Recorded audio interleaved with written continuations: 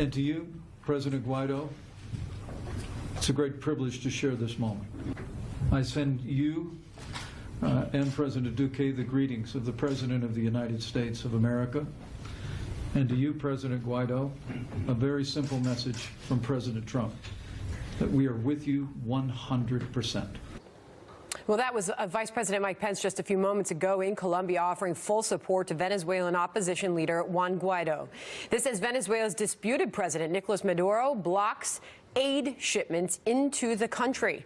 Dr. Mark Siegel, Fox News medical analyst, joins us now. Dr. Siegel, good morning to you. Great to see you. What is happening here? Well, there's a Center for Justice and Peace report out of Venezuela in September that showed shocking problems there. 79% of hospitals are without regular water. 53% of the operating rooms are closed. 55% of physicians have left there in the last 5 years, and 25% of nurses. 40% decrease in hospital beds. So you can imagine what's going on. If you have heart disease today in Venezuela, there's an 88% chance you can't even get your blood drawn, Eric, and a 30% chance you can't get an EKG, even a basic EKG. There's no basic care there, and infectious diseases are rampant. 400,000 cases of malaria, 10,000 cases of TB, and measles, which we've been talking about.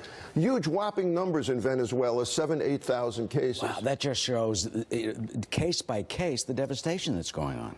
Yeah, and not only that, yes, devastation, maternity problems, 66% increase in maternity deaths. We're not getting basic care for delivery of babies there.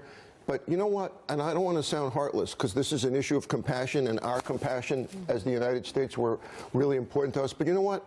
This is also a national security issue. This is a public health issue for something that is going on in our hemisphere. And that's why I believe, and I'm not alone in this, that, we always look at, we don't want to get involved militarily in other countries' problems. This is going to spread here. We're going to have not just migrants spreading here, but also health problems spreading here. The United States Navy ship Comfort was just down in the area. I'd like to see it return there, and I'd like to see it return there with military support. Lawmakers are speaking out. Florida Senator Marco Rubio calling out Maduro on Twitter. He wrote this: Maduro gunships are threatening to fire on a ship sailing from Puerto Rico, which is in international waters, with 300 tons of food and medicine and at least 6 U.S. citizens on board. Hashtag Bark of Puerto Rico.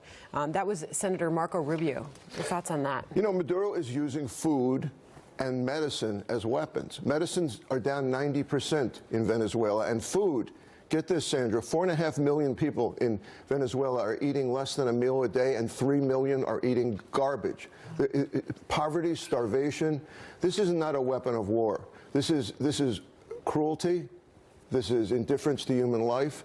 And I think we have to pay attention to it as citizens of this hemisphere. It is astounding, and it is unacceptable, and it is continuing.